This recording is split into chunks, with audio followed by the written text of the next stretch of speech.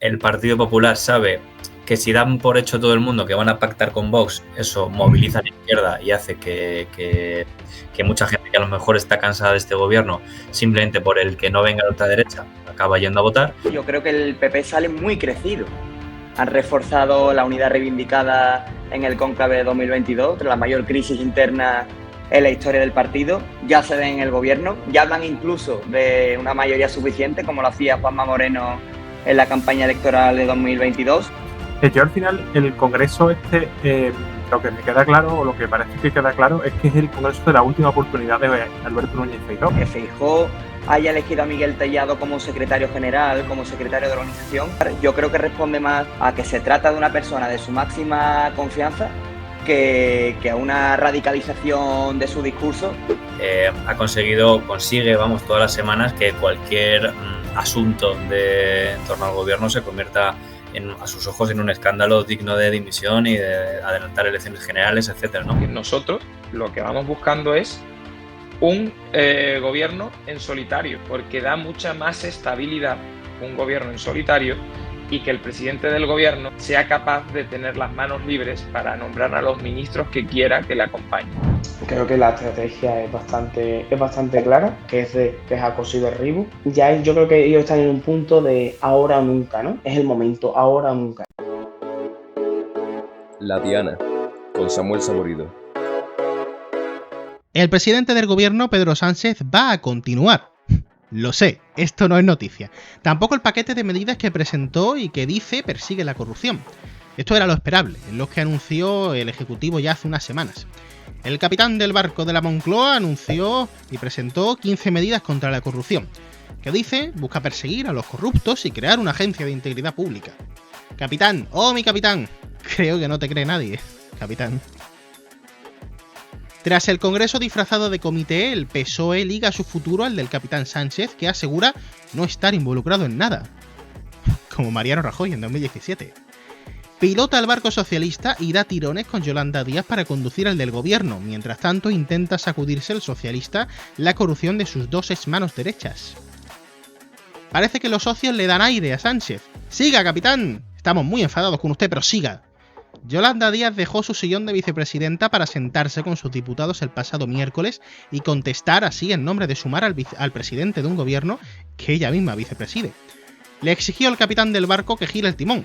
Es en el que ella tiene al menos una mano. Hoy subo aquí, señor Feijóo, en nombre de mi padre, porque no querría jamás que gobernaran las derechas en nuestro país. Así que sí, señor presidente, le pido que avancemos, porque no queremos que gobiernen ellos. Le pido honestamente que pidamos un giro social a la legislatura, que dejemos de bloquear las medidas. Los representantes de Esquerra Republicana y de Euskal Herria Bildu, Javier Rufián y Merche Izpurua, también han apoyado al presidente del gobierno y de su continuidad. Le exigen al líder del gobierno que radicalice su discurso. Capitán, ¡oh mi capitán! No es usted tan buen capitán como nos gustaría. Los suyos roban nuestro botín y usted se bebe todo el ron.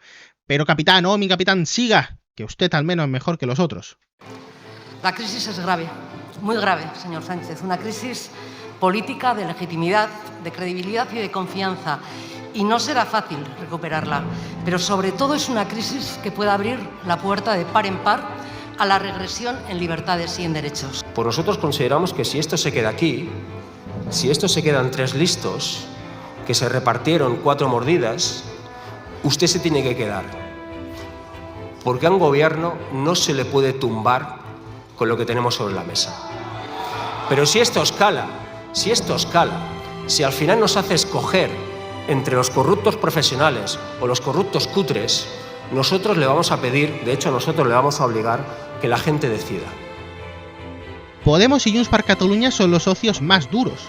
Por su parte, los morados se han presentado decepcionados con Pedro Sánchez. Y sin embargo, en estas semanas hemos visto con total claridad que no han aprendido nada, absolutamente nada, de lo que ha pasado en España en los últimos 20 años, ni con respecto a la corrupción, ni con respecto al machismo. No es que yo pensara que ustedes tenían un compromiso sincero con la regeneración democrática o con el feminismo, pero sí pensaba que por lo menos por interés electoral ustedes habían aprendido la lección. Por la suya, los exconvergentes, como de costumbre, han ido a lo suyo. En un discurso en el que solamente habló del conflicto político catalán, la delegada de Carles Puigdemont en el Congreso ha avisado a Sánchez de que con ello no cuente para salvar su gobierno. Habla Míriam Nogueras, diputada i portavoza del grupo de Junts en el Congreso. Nosaltres no hem vingut a fer birres, no hem vingut a fer amics, no hem vingut a caure'ls bé ni que ens aplaudeixi la bancada socialista. No hem vingut a donar estabilitat a cap govern espanyol. Som aquí per defensar Catalunya. I el nostre compromís no és amb vostès, ni amb les seves ideologies, és amb els catalans. Sánchez se enfrentó a una cuestión de confianza disfrazada de debate ordinario. Camufló un motín de sus socios de izquierdas con su ya común oposición a la oposición del PP. El capitán socialista ha tirado del pasado y de los casos de corrupción del PP. Un PP que, si recuerdan, abrazó también a Rajoy, hasta que Mariano cayó y todos salieron corriendo para Pablo Casado. Un Pablo Casado comprometido con acabar con la corrupción. ¿Quién será el Pablo Casado del PSOE? En este clima, Partido Popular y Partido Socialista se rearman en dos cónclaves paralelos y opuestos. Los populares salen con un Feijóo reelegido, con su ala dura fortalecida y con Miguel Tellado como todopoderoso. Los socialistas, por su parte, se abrazan al capitán. ¡Oh, capitán! ¿Cómo dejarás el PSOE cuando caigas, capitán? Hablamos hoy en La Diana de la situación del Partido Socialista y del futuro político que se le encara al presidente del gobierno y a su ejecutivo, Pedro Sánchez, y de cómo sale el Partido Popular tras su congreso interno, donde, como decíamos, ha fortalecido a la más dura contra el presidente Sánchez. Y hablamos de esto con un programa bastante cargado, con tertulia y con varias conexiones. Os dejo con la tertulia y os presento a mis contertulios de la semana. Pues estamos ya con el programa de esta semana, que estoy muy feliz de poder anunciar que es el último de la temporada. Llevo mucho tiempo queriendo irme de vacaciones, la verdad. Y hablamos de los congresos en plural, aunque uno no lo sea, pero prácticamente lo es, de las dos primeras principales formaciones del país, Partido Popular y Vox. Todo esto ya os lo habré contado en el editorial y en la introducción. En mesa de tertulia tenemos hoy a una persona que lleva ya varias semanas en las que ha venido y que ya lo conocéis por los micrófonos de La Diana, que es Carlos Rocha, periodista en Andalucía del Confidencial. Bienvenido. Bueno, muchas gracias. Tenemos también como periodista, digamos, en Andalucía, a Pepe Rodríguez, que es periodista del Debate. Bienvenido. Muy buenas, gracias. Y a José Carmona, que sustituye hoy en delegación de público, digamos, a Samuel Martínez, que suele venir él, pero viene hoy porque él es el periodista que cubre el Partido Popular. Bienvenido. ¿Qué tal? ¿Cómo estáis? Muchas gracias por venir. A los dos nuevos, por supuesto, a Carlos, como siempre. Bueno, la primera pregunta que os quiero hacer es ¿cómo veis, cómo creéis que sale el Partido Popular de este congreso? ¿Qué perfil creéis que busca Alberto Núñez Feijóo en este nuevo Partido Popular, que él decía que buscaba la centralidad, pero ha puesto figuras muy marcadamente de derechas y muy duras al frente de su partido? Voy a empezar con José, que creo que será el que más visión global tenga del partido. Bueno, el cómo yo creo que querían entrar de una manera y mediáticamente, como esto está siendo tan loco, ha terminado saliendo de otra, ¿no? El mensaje que mandó fue muy claro. Él quiere gobernar en solitario y es los intentos que están haciendo van en esa dirección, ¿no? Están queriendo coger todo el votante posible a la derecha, sabiendo que Vox tiene unos 3 millones de votos muy rígidos y muy difíciles de rascar, pero con los nombramientos de Tellado y de Esther Muñoz parece que es la intención, y a la vez son conscientes de la crisis del PSOE y todo este discurso sobre la centralidad va dirigido a eso. Hay una encuesta, el otro día hablando con el propio Partido Popular durante el Congreso, hay una encuesta que ellos tienen muy en la cabeza ahora, salió la semana pasada, era de Sigma 2, y es que el 8% de los votantes del PSOE en 2023, ahora mismo, según esta encuesta, pasarían al PP, ¿no? Esos son casi 700.000 votos. El PP es consciente de que esa brecha que parecía que ha existido durante varios años en cuanto al voto entre bloques, parece que, bueno, de alguna forma se está diluyendo, se está abriendo según estas encuestas, y el PP no desiste en este intento de acaparar votos todo lo posible hacia el centro. Es verdad que además han hecho una estrategia un poco errática con Vox, con el qué van a hacer con Vox. Eso yo creo que ha sido lo que ha terminado de dinamitar un congreso que estaba teniendo muy buenas sensaciones, yo creo, de cara al Partido Popular. Se estaban viendo muy bien reagrupados, estaban demostrando mucha unidad, pero la relación con Vox ha terminado de extrañar y de enrarecer todo el ambiente, porque yo creo que hay dos cosas, ¿no? Por un lado, el Partido Popular sabe que si dan por hecho todo el mundo que van a pactar con Vox, eso moviliza a la izquierda y hace que mucha gente que a lo mejor está cansada de este gobierno, simplemente por el que no venga la ultraderecha, acaba yendo a votar.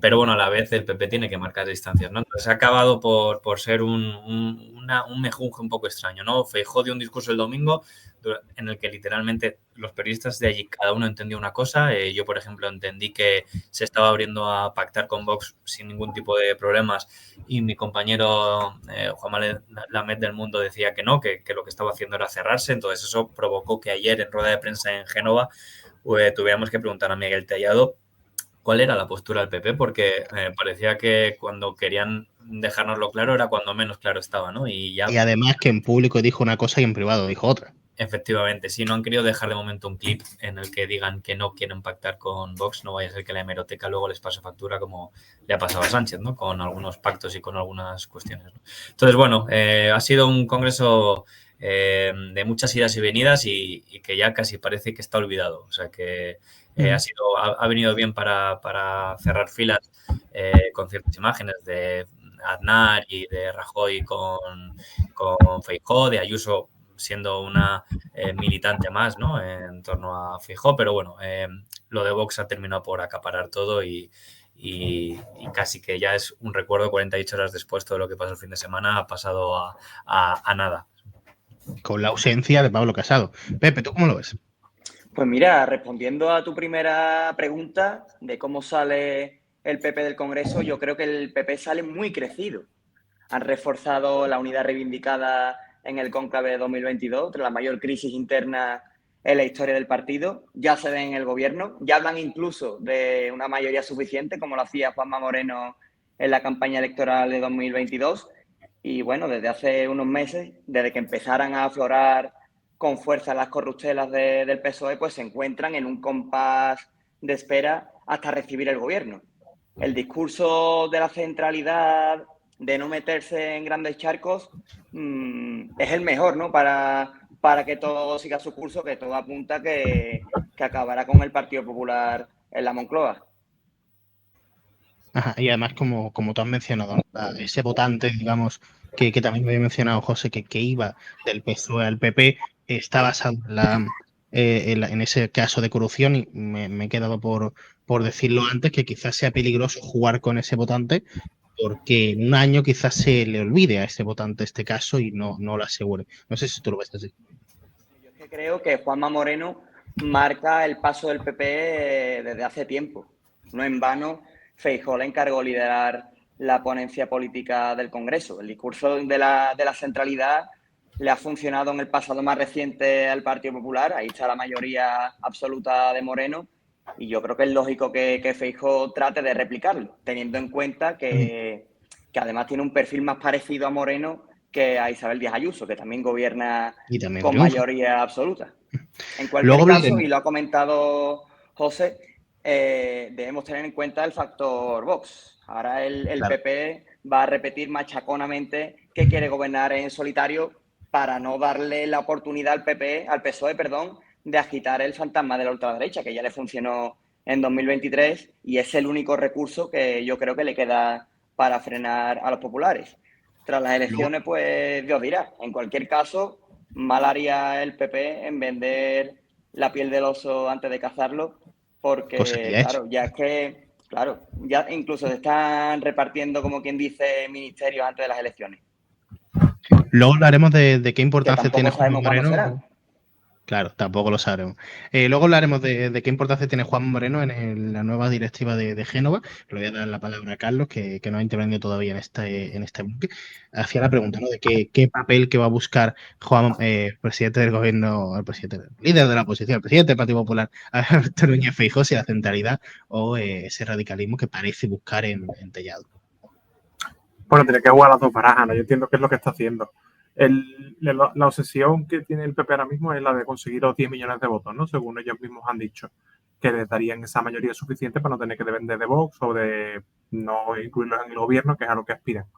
Lo que pasa es que es verdad que tiene que seguir el paso de Juanma Moreno es aconsejable, pero no sirve porque Andalucía no es España. Andalucía tiene una realidad sociológica concreta, viene de muchos años de gobierno del PSOE. De hecho, gran parte de la estrategia de Juanma Moreno es copiada de los gobiernos del PSOE de Manolo Chávez y José Antonio Griñán, sobre todo de Chávez, ¿no?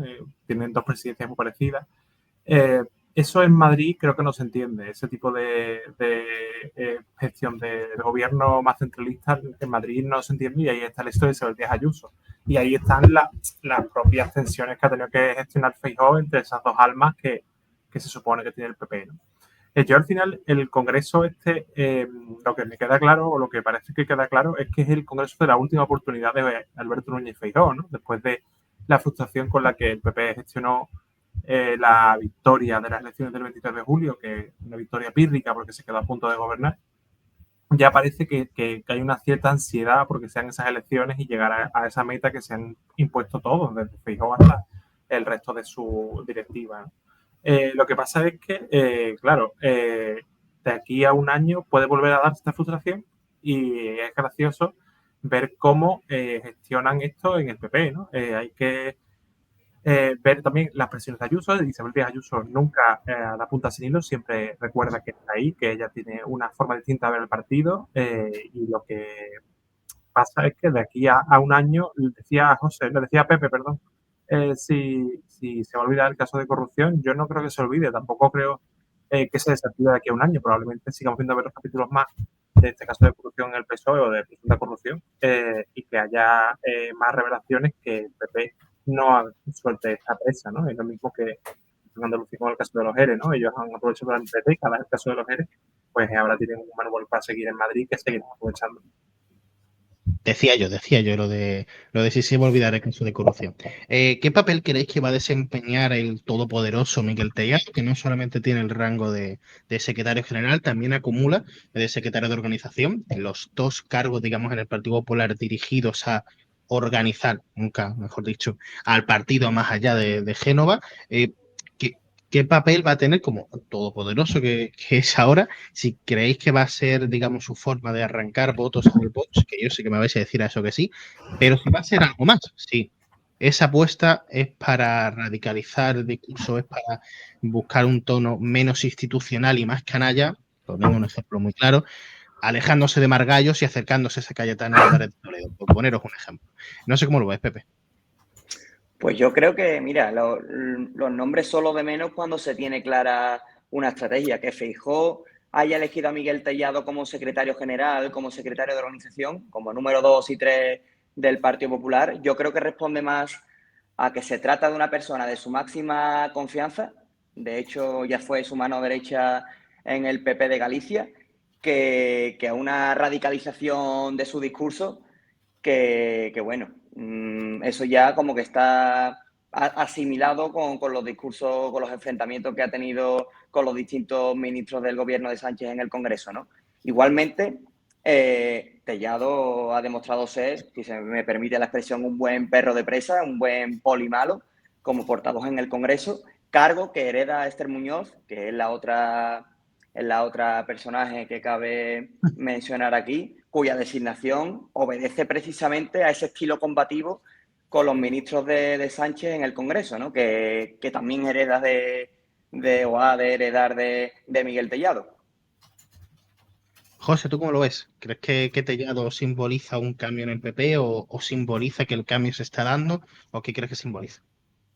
Bueno, es la confirmación de un cambio que ya de alguna manera funcionaba así, ¿no? Es cambiar a Cuca Gamarra por Miguel Tellado en la Secretaría General es sintomático. Yo creo que la definición que hacíais de perro de presa es la definición perfecta de Tellado, ¿no? De momento tampoco ha demostrado mucho más. Consigue, vamos, todas las semanas que cualquier asunto en torno al gobierno se convierta a sus ojos en un escándalo digno de dimisión y de adelantar elecciones generales, etcétera, ¿no? Tiene un discurso, bueno, muy agresivo, muy incluso yo diría que repetitivo, porque cuando ha estallado algo verdaderamente grave, como es el informe de la UCO sobre Santos Cerdán, el PP no ha sido capaz de cambiar el tono, porque ya llevaba en ese tono de elecciones generales y de todo mal desde hacía mucho tiempo, ¿no? Yo creo que incluso puede llegar a pasar factura en ese sentido, ¿no? Pero bueno, yo creo que lo que Feijóo ha querido hacer en este momento es reorganizarse con gente de máxima confianza. Sabe el PP, el partido le ha dado una última bala, le han dejado, bueno, hay como una cierta sensación de unidad, sobre todo, es sensación, más que unidad, es sensación, porque el PSOE está tan debilitado que es una crisis tan palpable la del PSOE que nadie se va a poner ahora a pelear nada en el PP, ¿no? En cargos internos. Entonces, de alguna forma, le dejan hacer para ver si en 2027 hay un cambio. Y en ese sentido yo creo que él ha conseguido reunirse de un equipo de máxima confianza que a lo mejor en otros momentos donde hay que hacer equilibrios de fuerzas no lo hubiesen dejado, ¿no? Pero él sabe que está ante su última oportunidad y bueno, en ese sentido va a hacer la hoja de ruta que él considere. Carlos, que te he vuelto a dejar para el último. Un segundito que te silencio. Vale.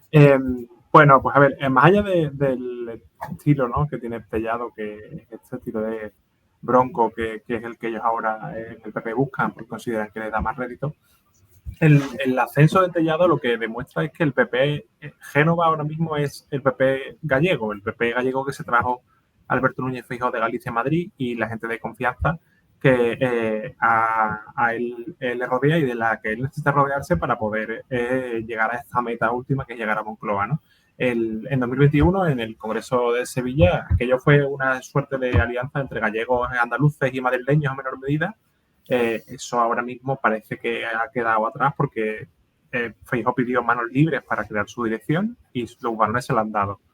El propio PP Andalucía lo decía días antes del Congreso, ¿no? Ellos nos han dado manos libres, nos ha pedido manos libres, se las hemos dado.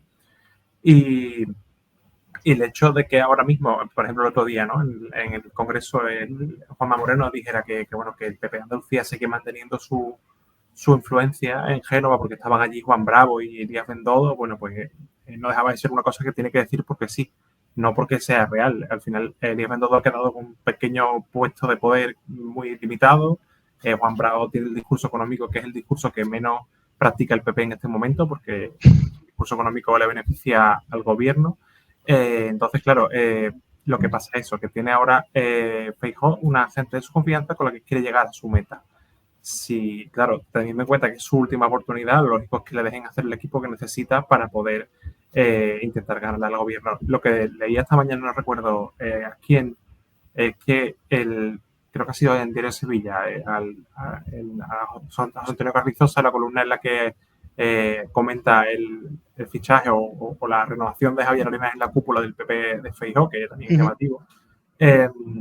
El tema es que el PP tiene el oso, está vendiendo la piel del oso antes de cazarla, y hay que acordarse que en Andalucía tuvimos en 2012, estuvimos a punto de que el PP tuviera una mayoría absoluta, que aquello, la ABC lo tituló muy bien, ¿no?, con mayoría insuficiente, fracaso absoluto, y eso es lo que Javier Arenas debería recordarle a su jefe Feijóo, porque esa es la mayor influencia que puede el PP ahora mismo, que es recordarle al PP que no se puede confiar demasiado, por mucho que consideren que enfrente están peor que nunca. Bueno, quizás si tiene algo que celebrar Moreno, lo comentaremos no en esta, sino en la siguiente pregunta que os iba a hacer precisamente, porque Repullo y Sanz ascienden también junto con Bendodo y Bravo a la dirección de Génova, entonces ya hay 4 nombres. Eso es lo que tiene, digamos, Moreno para celebrar, pero yo me voy a quedar en un asunto mucho más cercano, y me voy a quedar contigo, Carlos, porque te estoy dejando siempre para el final, me voy a quedar ahora contigo, porque es que el Partido Popular, digamos, tiene que hacer encaje de bolillos, y esto lo hablamos desde hace mucho tiempo, con la ultraderecha y los partidos nacionalistas, independentistas, regionalistas, que cada uno lo llame como quiera, que son Junts per Catalunya y o el Partido Nacionalista Vasco, a quien ya directamente ellos ya atacan. Pero es que directamente Vox pide la legalización de estos dos partidos. Entonces, ¿pueden encajar este Partido Popular que sale del Congreso esos dos partidos? ¿Tiene una estrategia o es completamente imposible? Carlos. Bueno, pues volviendo a Tellado, es complicado encajar con el PNV si Tellado está en un conflicto casi permanente con el PNV, y si el PP en Bruselas, cuando tiene que aprobarse la oficialidad de los idiomas cooficiales en Bruselas, pues maniobra por atrás para que eso no se apruebe, ¿no? El problema es que este PNV parece que es incompatible con este PP. Supongo que también por la influencia de Vox. Esa influencia de Vox, ellos son como el agua y el aceite, el PP. O sea, Vox no quiere oír nada de independentistas ni nacionalistas y ahora mismo con Aitor Esteban en Sabin Echea me parece complicadísimo que el PP sea capaz de rearticular esta relación que durante muchos años ha funcionado. Con Junts yo creo que es otra cosa. Yo creo que, fíjate que aunque Junts sean en teoría más radicales en los independentistas, también creo que son más escorados hacia la derecha en lo ideológico. Pero vamos, en cualquier caso a mí me parece una cosa complicadísima. Me parece una mezcla muy complicada esa de una alianza en la que estén el PP, Vox, los independentistas. Yo supongo que por lo que rezan en el PP esos 100 millones de votos es por tener una mayoría suficiente de unos 140 escaños, perdón, unos 140 no que tienen ahora casi, 150, 160 escaños y que con los votos de PNV y Junts les dé para gobernar. Lo que pasa es que eso es un poco la cuadratura del círculo, ¿no? No hay tantos escaños en el Congreso a repartir. Claro. José, ¿tú cómo lo ves? Yo creo que se puede entender con PNV y Junts sin ningún problema. De hecho, ya se dijo, ¿no? En las la última campaña electoral, Feijóo tuvo 24 horas encima de la mesa la propuesta de amnistía, ¿no? Sí, o sea, obviamente ahora mismo las relaciones no son las mejores. De hecho, Tellado el otro día, cuando escribió a PNV en este intento, en este amago de moción de censura que intentaron contra Pedro Sánchez, hablaban de que a PNV les escribieron para intentar retomar relaciones. Eso quiere decir cómo está la cosa, ¿no? Pero Feijóo siempre ha tenido de alguna forma acercamientos a Junts, aunque sea en lo que no dice, ¿no? Porque bueno, luego sí hay una parte de su partido muy dura con Junts, pero Feijóo siempre quiere tener acercamientos. Cuando haya nuevas elecciones, estoy seguro de que habrá conversaciones y habrá entendimiento con las fuerzas. Vox puede ser un problema, pero el discurso de Feijóo era muy claro. Ha dicho que él lo que quiere es una mayoría legislativa, no en el Ejecutivo, ¿no? No quiere pactos en el Ejecutivo, lo que quiere son pactos en el Congreso. Y yo creo que Vox en ese sentido puede estar muy cómodo haciendo o sacando acuerdos al Partido Popular en la Cámara, en el Congreso de los Diputados, ya sea pactar presupuestos, ya sea pactar medidas de recortes migratorios o de recortes de derechos LGTBI, etcétera, ¿no? Es una cosa que está haciendo en Murcia, en Valencia y en Baleares. Y así no se desgasta, porque ya vimos que Vox, cuando estuvo en los gobiernos de coalición, fue cuando empezó a perder intención de voto. Entonces, yo creo que si los números le cuadran a Feijóo, va a ser más fácil de lo que nos puede parecer ahora llegar a acuerdos y que conforme un gobierno solitario. Otra cosa es que si Vox y PP les dan los números en solitario, Vox quiere apretar y pedir ministerios. Me cuesta mucho creer que Feijóo vaya a renunciar a un gobierno de coalición con Vox simplemente porque lo haya prometido ahora. Ya hemos visto a Sánchez decir que no tranquilo si estuviese en un gobierno con Podemos y ahí llevan ya 7 años. Y también dijo que la amnistía no entraba en sus planes y ahí está la amnistía, ¿no? Me cuesta muchísimo creer, tanto que no me lo creo, que el PP vaya a poner freno a gobernar con la ultraderecha. Sí creo que tiene un plan para intentar que la mayoría sea en la Cámara, en el Congreso de los Diputados, y sí me creo que a Vox eso le cuadre para no tener desgaste, para tener posiciones de poder y para poder seguir creciendo. Sí. Pepe, ¿tú cómo lo ves? Pues yo creo que el PP cuenta, o aspira, mejor dicho, a conseguir unos 150 diputados en las próximas elecciones. Yo creo que en esa cifra cuantifica esa mayoría suficiente que llama, porque yo creo que Feijóo es consciente de que o elige un bando o elige otro, o pacta con Junts y el PNV, con partidos así de derechas, aunque nacionalistas o directamente independentistas, o se va directamente con Vox. Tellado ha dicho en una entrevista esta mañana que con Vox no se ve en el gobierno, pero sí se ve llegando a acuerdos puntuales. Si llega a acuerdos puntuales con Vox, esto le puede cerrar a Feijóo, yo creo, la puerta a llegar a otros acuerdos con Junts o con el PNV, ¿no? Pero bueno, ya mirando a una hipotética investidura, yo creo que con estos 150 escaños de los que hablamos como mayoría suficiente, yo creo que Feijóo puede elegir, puede tener ese privilegio o esa posibilidad y así encarrilar la gobernabilidad en la próxima legislatura. Ya en otro escenario y haciendo un poquito de política ficción, yo me quedo con un detalle que Feijóo soltó en su discurso en el Congreso. Feijóo afirmó que con este PSOE es imposible pactar. Es decir, que con otro quizás sí. Para el PP, digamos, existe un PSOE malo, lo que ellos llaman el sanchismo, y un PSOE bueno, con el que buscarían el llamado consenso, otro concepto que usa mucho últimamente en este discurso de la centralidad, ¿no? que hemos llamado. Ya sin Sánchez sería este PSOE bueno. Sin embargo, el PP ya pacta con este PSOE malo. Ejemplo de ello, se me viene a la cabeza el pacto de Doñana, que los agricultores, por cierto, ya dan por roto, con esa firma conjunta entre Juanma Moreno, valorón de referencia en el PP, y Teresa Rivera, quien ha sido presidenta de Pedro Sánchez, con lo cual yo creo que si Feijóo quiere gobernar a toda costa para abrir una nueva etapa en España, yo creo que tampoco se cierra la puerta a pactar con el PSOE. Esa entrevista que mencionaba Pepe es del pasado martes en Onda Cero de Miguel Tellado, en Más de Uno. Que como jugábamos a los viajes en el tiempo, porque hoy, técnicamente para la gente que nos está viendo, escuchando, es mínimo domingo, que igual la gente nos está viendo la semana que viene. Entonces, por ese tipo de cosas, los que dio a Carlos Alsina el pasado martes.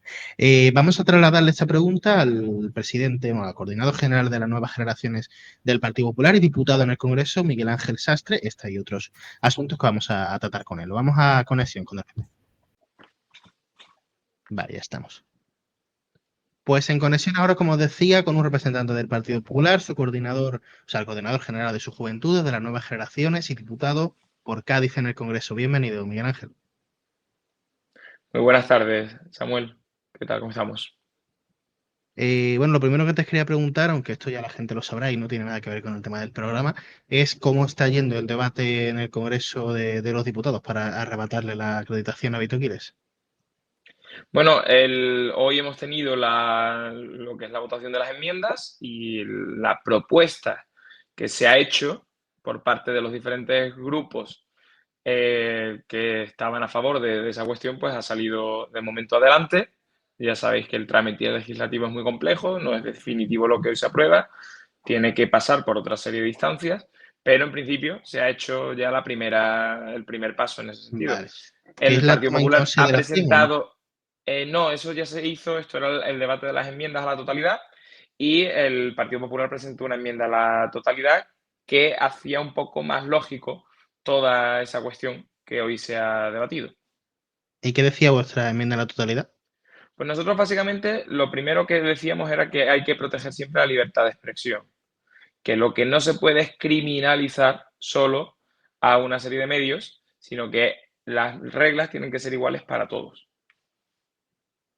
Vale. Pero entonces entienden que Vito Quiles es igual de periodista que los compañeros del Mundo o de la COPE que hacen periodismo más imparcial. ¿Crees que son comparables el Partido Popular?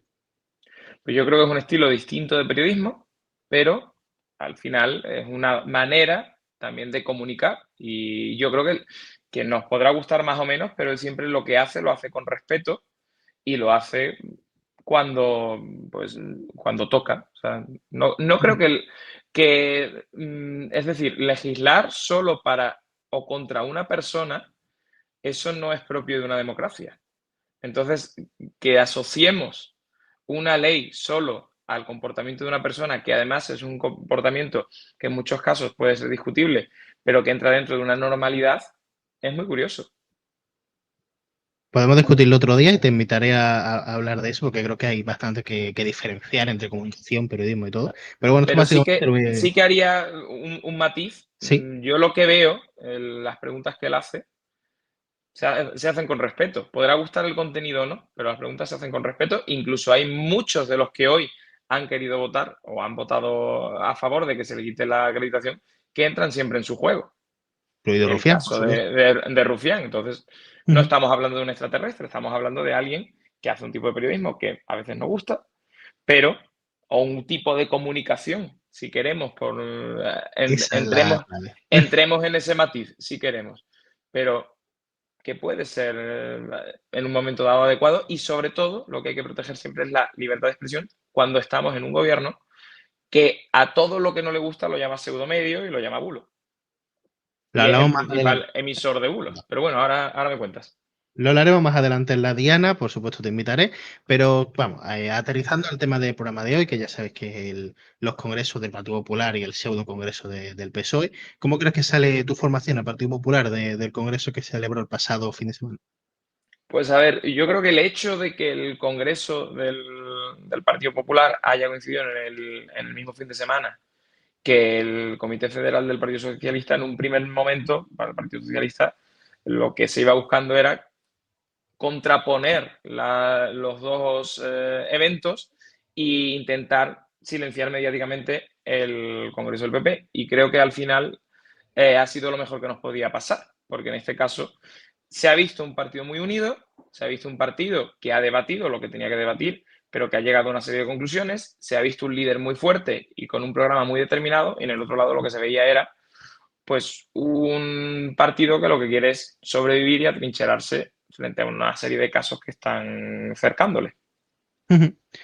¿Cómo lees los movimientos de Feijóo? Porque por un lado, el presidente de tu formación hablaba de un giro al centro, digamos, de la centralidad, poder llegar a votantes descontentos del PSOE, que además algunas encuestas señalan que están, digamos, por la labor de votar a tu partido.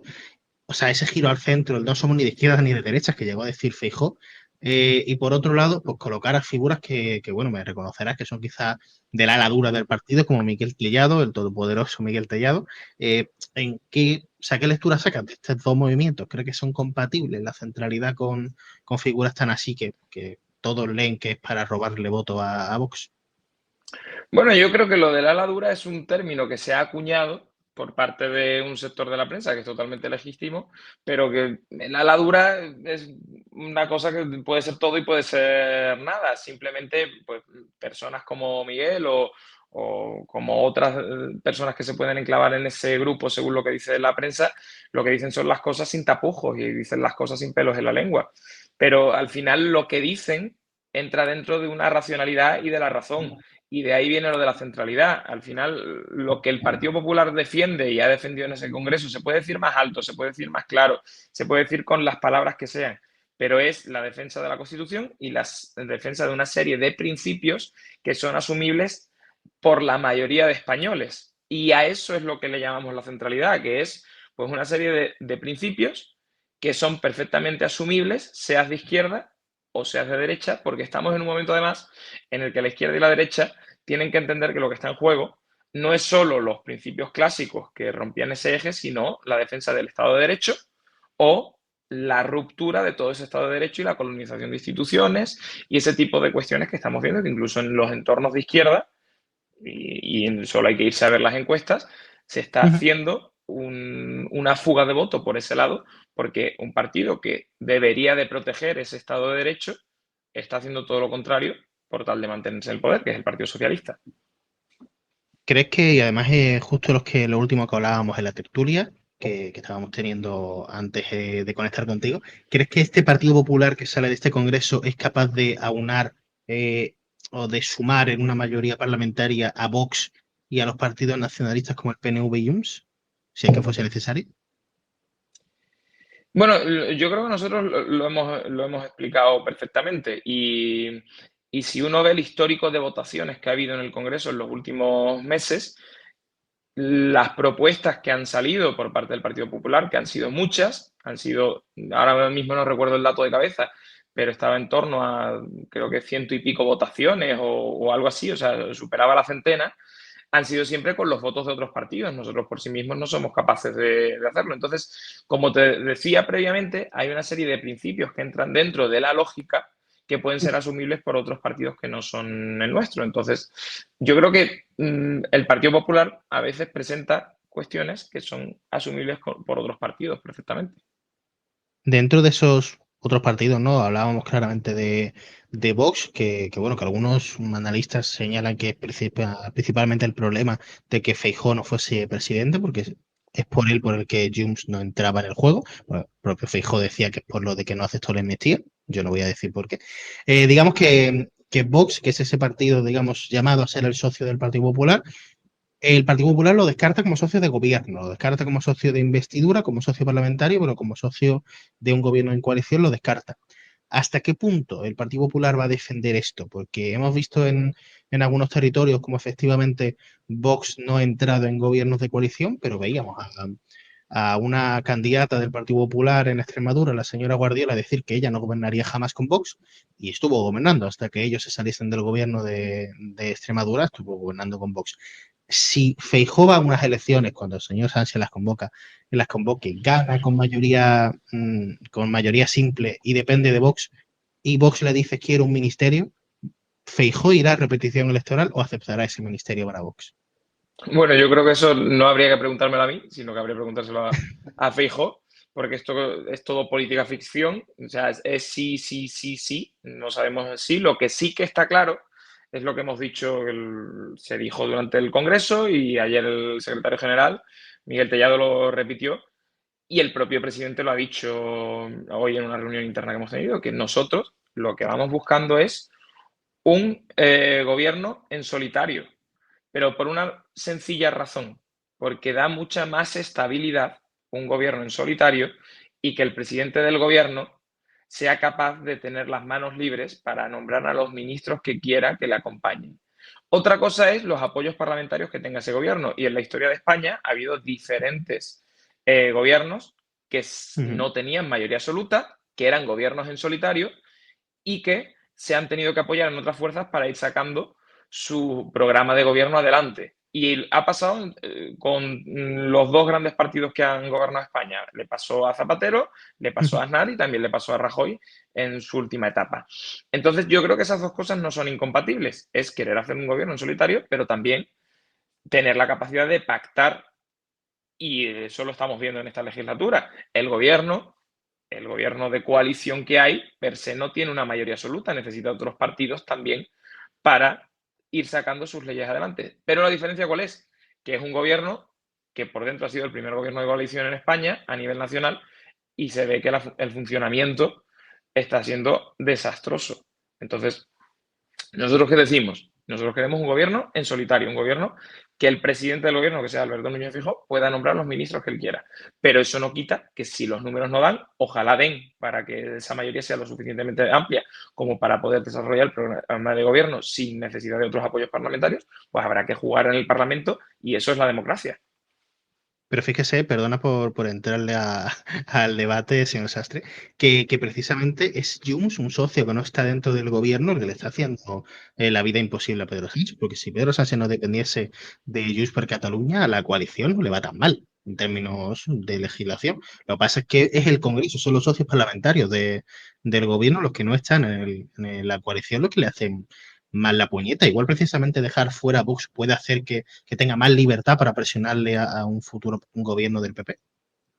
Bueno, yo creo que el hecho de que Junts, como tú dices, le haga la puñeta al gobierno, tiene muchas explicaciones que van más allá de lo que es el juego parlamentario clásico. Como te decía, en España no siempre los gobiernos han sido con mayoría absoluta y no siempre esos gobiernos han tenido la suficiente capacidad de sacar todas sus leyes adelante, pero nunca o casi nunca se ponía en duda la estabilidad del gobierno. Y te vuelvo a decir, ha pasado con el PP y con el PSOE. ¿Por qué Junts le hace la puñeta? Me ha gustado el término porque es verdad que puede ser así. ¿Por qué le hace la puñeta al gobierno? Pues por dos razones básicamente. Primero, por un juego político de la amnistía y en segundo lugar, porque hay que tener en cuenta que la coalición que se ha formado tiene, sobre todo en materia económica, intereses muy contrapuestos. Es decir, un partido como Junts o como el PNV, en cuestiones económicas, suele votar más alineado con el PP y con Vox que con el resto de socios de la coalición. Entonces, ese pegamento que hay en la coalición de gobierno y que hay en los apoyos del gobierno de coalición es un pegamento ficticio porque hay intereses contrapuestos en las materias principales que rigen nuestro país, porque al final tú puedes tener quizás pues algún tipo de discrepancia en otras materias, pero la materia económica al final es la que te hace sacar unos presupuestos adelante, la que te hace sacar una serie de decretos adelante, la que te gestiona el día a día, las cosas del comer, y ahí es donde estos partidos pues chocan. Entonces, por eso yo creo que no es una cuestión de apoyos parlamentarios, porque eso siempre ha pasado, sino que es una cuestión más de diferencias ideológicas y también de un interés aparte que hay, que es la cuestión de la amnistía y de todo lo que tiene que ver con Puigdemont. Entonces, perdona que se lo he preguntado antes, Junts per Catalunya, a su juicio, es un socio perfectamente viable para una posible investidura de Alberto Núñez Feijóo, ¿no? Pues no lo sé, porque llegado el momento habría que verlo. Entonces, lo que sí que sé, que hay cuestiones, sobre todo de ámbito económico, en las que sí que hay coincidencias entre el Partido Popular, entre Vox, entre el PNV y Junts. Y si nos vamos a lo que son los registros parlamentarios, tanto de las comisiones como del Pleno, se ve, y una materia que yo llevo como portavoz adjunto, que es la vivienda, es una de las cuestiones en las que más se ve, en la que hay más coincidencia de voto entre esas cuatro fuerzas que te comentaba. Vale, vamos a intentar apurar todo el tiempo que nos pueda dar. El Partido Popular, como decíamos, ha tenido un congreso interno en el que junto a Bendodo y a Bravo en la dirección de Génova, bueno, está usted, digamos, en la dirección de Nuevas Generaciones, pero son formalmente partidos distintos. Junto a Bravo y a Bendodo se han unido dos figuras más en clave andaluza, con bastante fuerza en la región, como son Repullo y Sanz, las manos derechas en el partido y en el gobierno de Juanma Moreno. ¿Qué lectura saca de esta jugada? ¿Cree que Feijóo está haciendo una apuesta por Andalucía?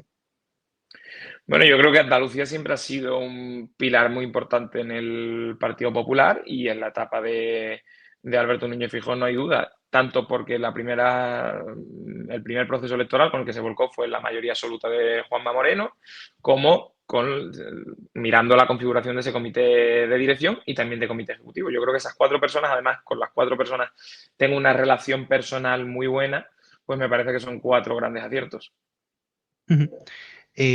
Vamos a hablar ya de los que estoy seguro que a usted le interesa más hablar, que es la situación del Partido Socialista y por tanto, el partido mayoritario del gobierno.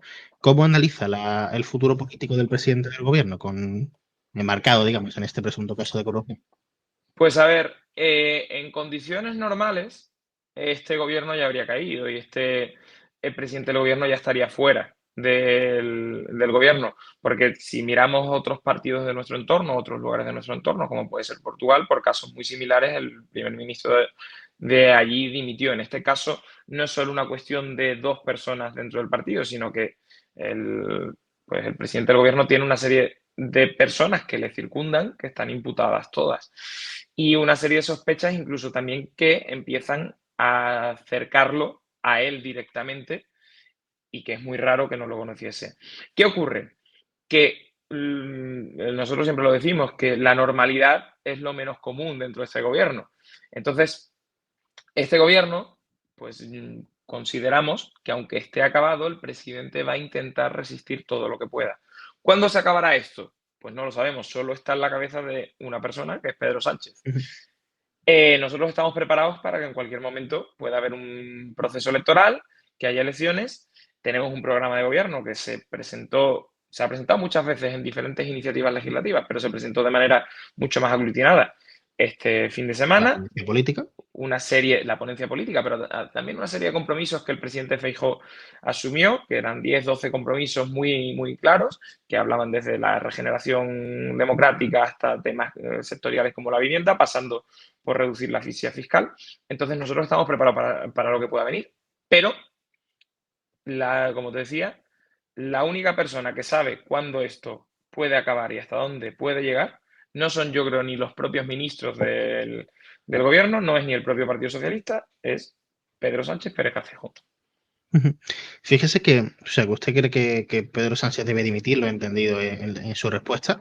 ¿Cree que debe dimitir con sospechas del hombre? Es que es muy raro que no supiese nada y con alguna teoría, digamos, que circula en medios de comunicación, sin haber, digamos, un señalamiento de la UCO ni nada parecido.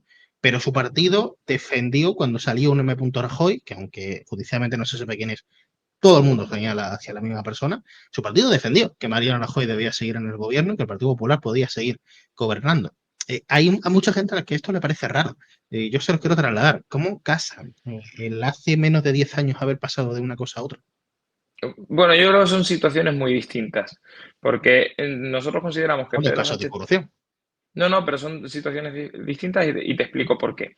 En primer lugar, nosotros consideramos que Pedro Sánchez tiene que dimitir porque hay una serie de cuestiones que le afectan más allá de lo que es su propio partido, sino que también afectan a su entorno familiar directo. A su hermano. Ahí ya hay una salvedad. Después, la cuestión de los papeles de Bárcenas, después diferentes peritos judiciales fueron indicando que no había una certeza al 100% de que esos escritos fuesen ciertos. De hecho, la Audiencia Nacional, la sentencia por la cual se hace la moción de censura, la Audiencia Nacional después corrige el párrafo que estaba metido como una morcilla dentro de esa moción. Por tanto, no es lo mismo porque aquí hay una serie de indicios que apuntan de una manera muy directa y en el otro caso esos indicios no apuntaban de una manera tan directa, sino que el tiempo nos ha ido dando la razón de que eso que se planteaba no era tan así. Esa es una diferencia. La otra diferencia que te decía es el cerco personal. Pero además hay una tercera cuestión que va mucho más allá de lo que es la corrupción en sí, que es, por un lado, la corrupción moral que nosotros consideramos que hay por parte de este gobierno, que este gobierno es un gobierno que desde el principio, aparte de corrupción económica, tiene corrupción moral, porque llegó diciendo que iba a abanderar la lucha y la regeneración democrática y ha hecho todo lo contrario desde el primer día. Ha hecho todo lo contrario. Lo segundo es que incumplió su programa de gobierno porque ha llevado a cabo leyes como la amnistía que no estaban previstas en el programa de gobierno y que en campaña electoral se dijo que no se iban a desarrollar. Por tanto, hay un fraude electoral en este gobierno.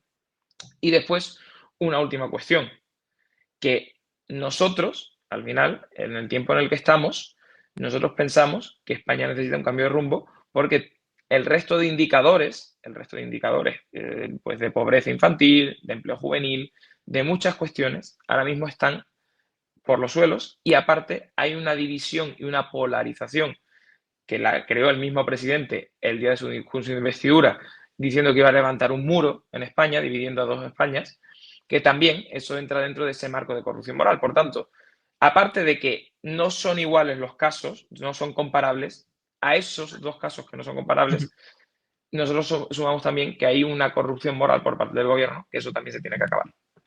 Pues ahí queda su respuesta. Me gustaría hacerle muchas más preguntas, pero lo tengo que liberar, que tiene usted que trabajar. Señor Miguel Ángel Sastre, diputado del Partido Popular, coordinador general de las nuevas generaciones del PP. Gracias por venir a la Diana. Pues gracias a ti, Samuel. Un placer. Nosotros seguimos con el programa y nos emplazamos a otra charla en el futuro cercano. Igualmente. Un placer. Hemos mencionado durante toda la entrevista, ¿no? Durante toda la tertulia, perdón, la presencia del Partido Popular Andaluz en Génova. Mencionábamos, ¿no?, que aparte de Bendodo y de Juan Bravo, que ya estaban en Génova, subían tanto la mano derecha en el partido como en el gobierno de Juanma Moreno a la dirección de Génova. No sé decir exactamente qué cargo tiene porque no lo tengo apuntado. ¿Qué lectura sacáis de estos movimientos? Decía tú, Carlos, antes que el PP andaluz baja ahora a un segundo rango. No sé si sigues pensando eso, si crees que el Partido Popular sigue con una apuesta clara en Andalucía. No sé cómo lo ves. Bueno, yo no creo que baje. Yo creo que es lo que decía antes, que yo creo que en Génova manda Feijóo los suyos y él consulta con Juanma Moreno asuntos políticos, según dice en San Telmo. Él dice que hablan todas las semanas para consultar temas de estrategia, pero que lo que es el día a día de Génova lo lleva Feijóo, la gente de confianza de Feijóo. El PP Andalucía al final es casi un PSC dentro del PP, dentro de todo, salvando las distancias, ¿no? Dentro de un partido muy federal, o sea, verdad, muy centralista como es el PP y que no permite, o sea, que no contempla este tipo de federalismo, ¿no? El PP andaluz, según explican ellos siempre, tienen una singularidad que es esa capacidad de Juanma Moreno para estar más en el centro que el resto del partido, precisamente para adaptarse a su electorado. El hecho de que Antonio Sanz y Antonio Repullo estén creo que es la junta directiva, que es el siguiente órgano, digamos, después del Comité Ejecutivo Nacional, es el segundo, ¿no? El mayor, de mayor relevancia.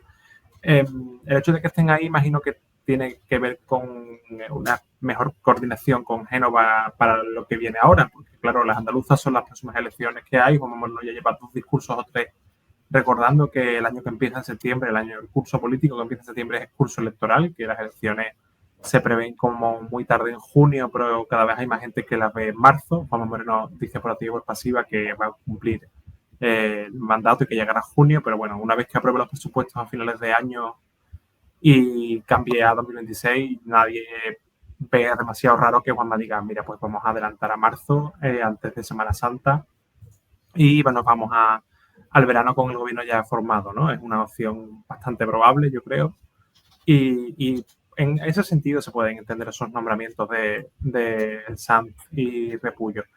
El PP también está preparando su congreso regional, que será probablemente en noviembre. También ahí hay que entender el nombramiento de esas 2 personas, sobre todo de Repullo, que será el que se encargue de organizar precisamente ese congreso regional del PP. Vale. José, ¿tú de este Madrid cómo lo ves? Bueno, creo que es un ejercicio de equilibrios. Los nombramientos que han hecho, al final tiene que contentar a las diferentes familias del Partido Popular. También ha metido, por ejemplo, en la Junta Directiva a 2 portavoces del PP de Madrid, de Getafe y de Rivas, ¿no?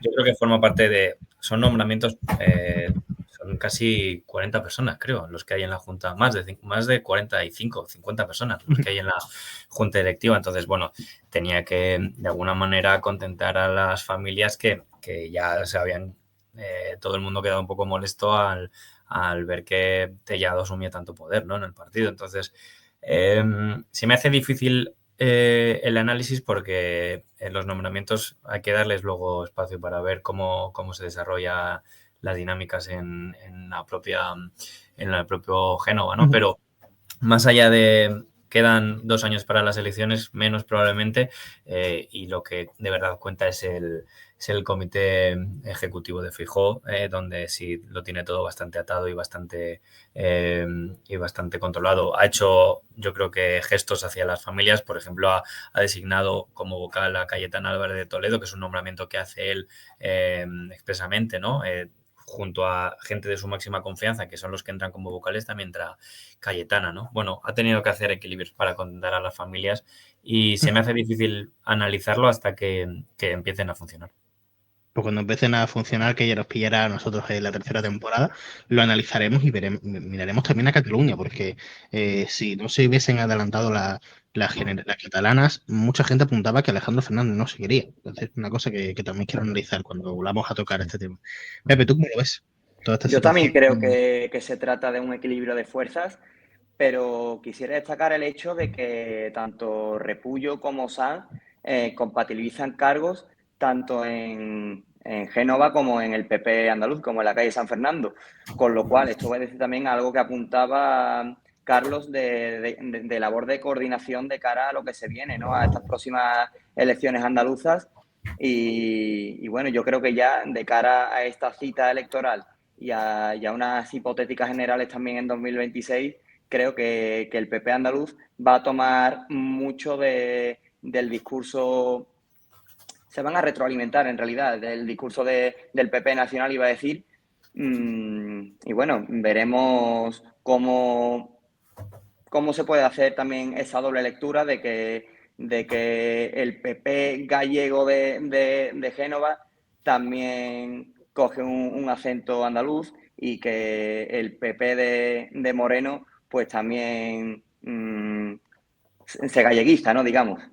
Como federación o como baronía fuerte dentro del Partido Popular Nacional. También entiendo que se puede leer como apostamos todo a esto. Como Pedro, así yo creo que liga, luego lo preguntaré, su supervivencia a Andalucía.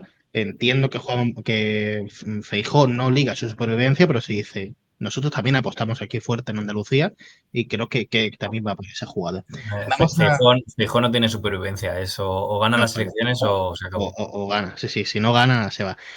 José, gracias por venir a la Diana. Ya vamos al bloque del Partido Socialista. Yo te tengo que ir. Muchísimas gracias por venir. Chao. Esperamos en otra. Chao. Vamos ya al segundo bloque del programa de hoy, que hablamos del Partido Socialista en este caso, porque ellos no han tenido un congreso, pero sí han tenido un comité federal que le olía a todo el mundo a congreso extraordinario. Ya sabemos toda la situación que tiene el Partido Socialista, sus dos secretarios de organización manchados por la corrupción, uno que ya duerme en prisión, y bueno, a las primeras horas o antes de que siquiera se diesen las primeras horas de este comité, una de las personas que iba a estar dentro del equipo de organización del PSOE fue señalado por caso de abusos machistas y también tuvo que dejar. Entonces ya eran 3 personas las que Sánchez había apostado que se han caído por diferentes polémicas, lo cual creo que es de análisis. Lo vamos a hablar, pero nos vais a dar un segundo porque nos vamos a conectar con la representación del PSOE en este programa, que es Alberto Jimena, que ya sabéis que es secretario general, presidente, líder de la Juventud Socialistas en Málaga, y vamos a hablar con él. Pues estamos ya con el representante en el programa de hoy del PSOE, ¿no? Que venga de Juventud, que representa al Partido Socialista, igual que el representante de PP venía de las nuevas generaciones. Como sabéis, nuestro portavoz para nosotros de las Juventudes Socialistas es Alberto Jimena, que es el secretario general de Juventudes Socialistas en Málaga, aquí en Málaga, aquí en la provincia de Málaga. Bienvenido, Alberto. Samuel, ¿qué tal? Muchas gracias por invitarme una vez más a tu programa. A ti por venir. Ya sabes que el programa de hoy es complejo para vosotros porque hablamos, digamos, de 2 situaciones internas en las 2 organizaciones principales del país. Una viene bastante contenta, que son los populares, y la otra pues parece tener una situación peor que precisamente la tuya. Lo que te quería preguntar primero es cómo ves, digamos, la situación del PSOE post, diría comité, pero bueno, todo el mundo lo lee como un congreso disfrazado de comité, al menos yo, pero bueno, del comité federal. ¿Cómo crees que sale el Partido Socialista? Bueno, el PSOE sale, bajo mi punto de vista, y creo que con mucha humildad, creo que no es debatible, sale fortalecido internamente en cuanto, por lo que hemos podido, yo no tuve la oportunidad de poder estar en ese comité federal, no soy miembro del comité, pero bueno, tanto por lo que hemos sabido por los medios y tanto, bueno, lo que uno mismo puede saber por los compañeros que se han estado allí y tal, es que casi en su totalidad hubo un apoyo al secretario general. O alguno que no, ¿eh? Por eso he dicho casi. Entonces, entendiendo que prácticamente hubo una totalidad de apoyo al secretario general del partido, pues salimos una situación dura, una situación difícil, compleja. No nos vamos a engañar, ni yo voy a negar eso porque sería absurdo por mi parte, pero sí que si me preguntas cómo hemos salido, situación difícil, pero unidos. ¿Puedes asegurar, sé que aunque te quede desde lejos, digamos que tendrás una opinión al respecto, ¿crees que puedes asegurar que el Partido Socialista está completamente limpio de las manchas de corrupción de Ábalos y del no Santo Ceda, que es como lo llamamos aquí? Bueno, yo diría que sí, y quiero pensar que sí, y como tú bien has dicho, yo al fin y al cabo soy el último de la fila. Yo soy un humilde, muy humilde dirigente de la juventud, o sea que ni siquiera soy del partido, aunque esté. Yo creo que sí, yo de verdad que tengo confianza en los compañeros, en la honestidad de mi partido, ni de las personas que lo componen, y no me gustaría que estos sinvergüenzas pues mostraran la sensación de que en el PSOE son todos iguales. Sí que no, sí. Yo pienso que el partido es limpio y que esperemos que no haya más casos como los que hemos visto, para nuestra desgracia. ¿Y qué pasaría si se desvela que el caso de corrupción no se queda ahí, ¿no? Que bueno, como decía Aldama, Koldo y Ábalos tenían contactos con algunos presidentes autonómicos entonces del Partido Socialista, como el actual ministro de Asuntos Territoriales, entonces presidente de Canarias, el señor Ángel Víctor Torres? Si, por ejemplo, él estuviese brincado y hubiese dado contratos fraudulentos, ¿qué pasaría? ¿Qué debería pasar en el PSOE y en el ala, por tanto, socialista del gobierno? Pues Samuel, tú sabes esa respuesta y yo también la sé, porque cuando ha pasado ahora recientemente con lo de Santos Cerdán, ha sido y en el PSOE lo tenemos claro. Por desgracia, ninguna organización política está exenta de tener casos de corrupción, para nuestra desgracia. Pero, bueno, en el PSOE quien la hace la paga. Se llame como se llame y tenga el nombre que tenga. Entonces, si tú me preguntas, me has preguntado por Ángel Víctor, pero por cualquiera. cualquiera que en el Partido Socialista cometa un caso de corrupción, automáticamente se va a la calle.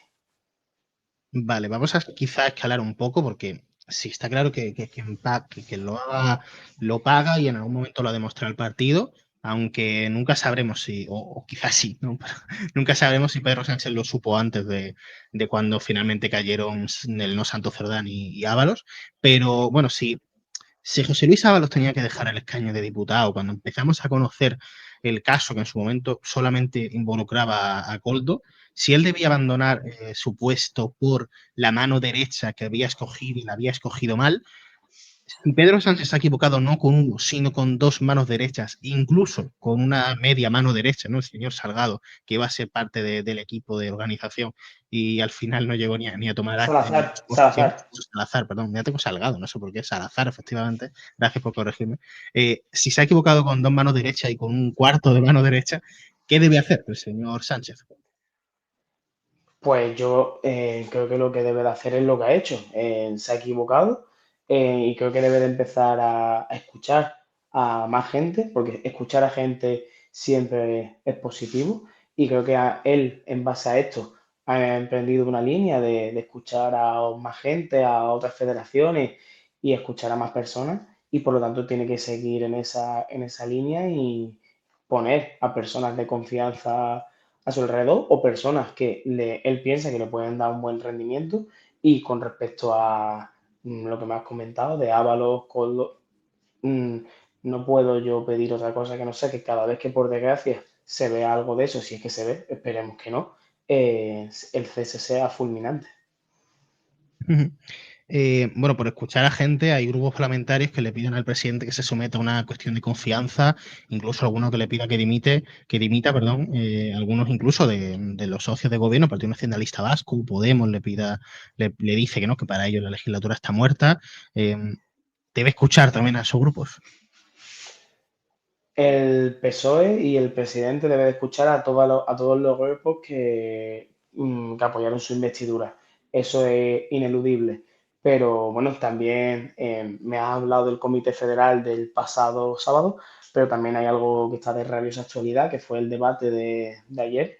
Y por lo tanto, es verdad que me hablas del PNV, pero bueno, el PNV creo que es verdad que hay que reconocer que Podemos, bajo mi punto de vista, ya está ha echado al monte y ellos se piensan que con un gobierno de PP y Vox van a crecer en un momento determinado. Creo que es una estrategia equivocada. Y el PNV siempre, bueno, todos sabemos cómo es el PNV, da una de cal, da una de arena. El presidente tiene que escuchar a todo el mundo y mientras tenga el apoyo del Parlamento, seguir hacia adelante y darle un nuevo impulso a la legislatura. Bueno, Podemos, yo creo que sí que es evidente que está pensando, ¿no? en fortalecerse con posición a la izquierda, ¿no? Que En siempre el posanchismo, está pensando en el Sí, posanchismo. está pensando como oposición de izquierda a gobiernos de izquierdas y a gobiernos de derechas porque le puede venir bien. Pero más allá de eso, eso no ilegitima que el Podemos esté exigiéndole a Pedro Sánchez hacer más de lo que está haciendo, ¿no?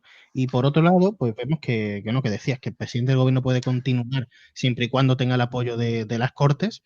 No solamente hemos visto que muchas de las medidas del Congreso, del gobierno no han sido aprobadas en las Cortes, por eso María Jesús Montero no presenta unos presupuestos generales del Estado, sino que si Sánchez creyese que tiene el apoyo de las Cortes, podría presentar una moción de confianza.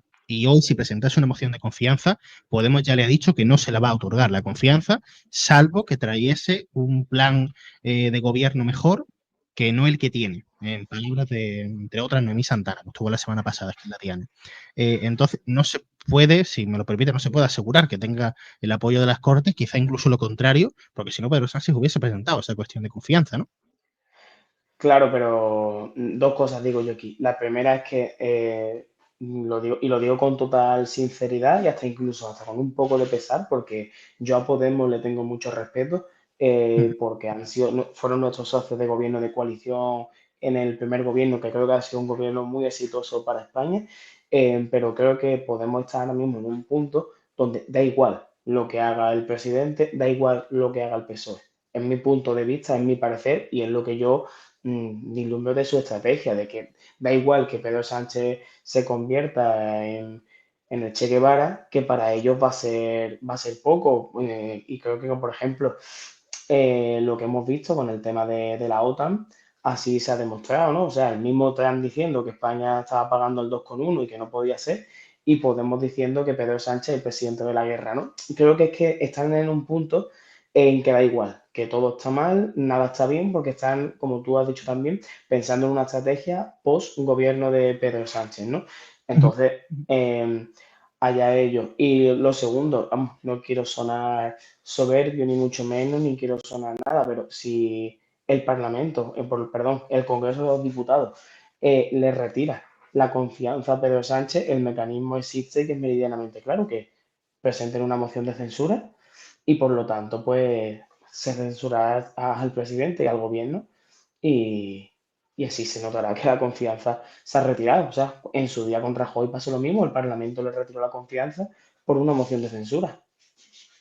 Bueno, creo que son dos cuestiones distintas. Tener la confianza como gobierno del Parlamento, lo cual te lo da una cuestión de confianza y previamente una investidura, que una moción una moción de censura, perdón, que le quita la confianza a uno, pero se la da a otro. Yo creo que es evidente que ahora mismo ningún socio de Sánchez, por más descontento que pueda estar, se la puede dar a Feijóo. Otra cosa es que no se la dé a Pedro Pero Sánchez y ahí la situación es la que está. entonces el partido de Yone Belarra, ¿qué plantea? ¿La nada? Porque no apoyaríamos una supuesta moción de censura de Feijóo, pero tampoco queremos a Pedro Sánchez, que apoya. Es que no, creo que no está claro. Como están, creo yo, en una política de tierra quemada, no está claro que es cuanto peor mejor. Entonces, en el fondo, y esto ya es una opinión muy personal, yo creo que ellos quieren que Pedro Sánchez siga todo lo que pueda y más, y ellos seguir en esa estrategia de desgaste, pero allá ellos. Bueno, por citar la herramienta de la moción de censura, yo recuerdo vagamente, pero recuerdo que en un momento dado, cuando se empezó a conocer los casos de corrupción del Partido Popular, algunos ya casos porque están condenados, o sea, no hace falta decir presunto, el Sí. entonces líder del PSOE, Pedro Sánchez, dijo que bueno, que podría ser una solución que el propio Partido Popular presentase una moción de censura con un nuevo candidato que estuviese en la línea del PP, que nadie pudiese sospechar que estuviese manchado de la corrupción y siguiese adelante. Puede ser una solución que el PSOE primaria, quizá, pueda sustituir a un presidente del PSOE por otro presidente del PSOE, que nadie pudiese poner en duda que tiene ningún caso de corrupción sobre sus hombros. Como poder se puede hacer, pero vamos, yo te digo a ti que la sensación que me da a mí, por lo que yo puedo saber, que el partido no está en esa, ni el presidente está en esa, y eso no va a ocurrir. Vamos a ir avanzando, digamos, con la escaleta, pero bueno, me ha quedado una cosa que no tenía pensada preguntártelo, pero como lo has mencionado, digo, mira, lo voy a Sí. recordar. ¿Cómo el PSOE después de 20, 30 años ha pasado de decir la OTAN de entrada no, a entrar, a subir el gasto militar, aunque sea poco, y a comprometer a su país a subirlo al 5%, porque también se ha comprometido con el 5%, aunque sea en más tiempo que el resto?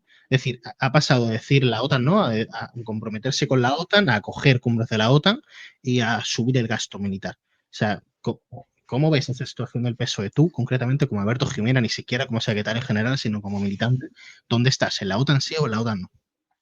Yo estoy en la OTAN sí. Yo estoy en la OTAN sí porque estoy en la OTAN sí porque creo que nos da seguridad, que nos guste más o nos guste menos los gobiernos que están en la OTAN con mucha, en fin, hay cosas que son muy complicadas y yo lo entiendo todo y nos gustan más y nos gustan menos, pero son los gobiernos que tienen democracia en sus países y por lo tanto yo considero que España tiene que estar ahí. Pero bueno, me hablas de hace 30 años, pues yo te respondo a eso como ciudadano, que cada cosa tiene su tiempo. Yo que además, si me lo permites, no por promocionarme ni nada de eso, yo que además tengo el grado de historia, académicamente tengo el grado de historia, yo estudiando un poco los gobiernos democráticos de España y eso, yo lo digo con total, con la mayor sinceridad que puedo decirlo. Si yo hubiese sido joven en esa época, tengo claro que hubiera dicho OTAN, no, lo tengo meridianamente claro, pero creo que las cosas luego con perspectiva y hoy en día creo que además en todas las encuestas, si se ve que la OTAN tiene ya una aprobación social en España bastante grande. Ujú. Bueno, vamos ya a nivel político. Nos queda el Congreso del PP, que lo he apartado para la última pregunta.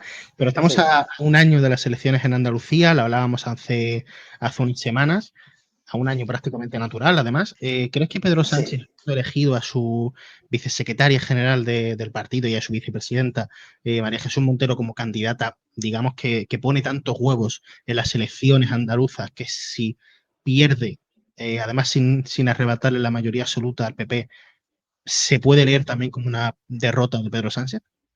Bueno, de esto te digo dos cosas. La primera es que eso no va a ocurrir, porque María Jesús va a ser presidenta de la Junta, eso es lo primero. Y lo segundo es que, vamos a ver, o sea, aquí hay que ser totalmente francos y sinceros con todo. La política es así. Siempre que hay un líder nacional y hay unas elecciones autonómicas, incluso siendo presidente o no, cuando se pierde esas elecciones autonómicas, sea del sitio que sea, siempre la estrategia política nacional se utiliza para cargar de responsabilidades al líder nacional, valga la redundancia, disculpa. Por lo tanto, una cosa es España, otra cosa es Andalucía. España es muy diversa, Andalucía es muy diversa y no tiene nada que ver una cosa con la otra. La clave nacional influye, siempre influye. A veces para positivo, otras veces para negativo. Esta vez esperemos que para positivo. También está, bueno, la semana pasada el Partido Popular hizo un congreso, también a la misma altura, ¿no? Paralelamente al del Partido Socialista, y el PP, aparte de reelegir a Alberto Núñez Feijóo contra ese otro candidato tan importante que ha presentado el partido, que es la nada, el Partido Popular reeligió a Alberto Núñez Feijóo y, los que es más importante, aupó como todopoderoso a Miguel Tellado como secretario general y secretario de organización, y digamos que aviva su ala más dura que la refuerza en el partido. ¿Qué lectura haces desde Juventudes Socialistas? ¿Qué lectura hacéis del Congreso del Partido Popular? Pues mira, la lectura que hacemos es una lectura que además la corroboramos viendo el debate de ayer en el Congreso y si me lo permite, Samuel, Hace ya te lo unos días. explico.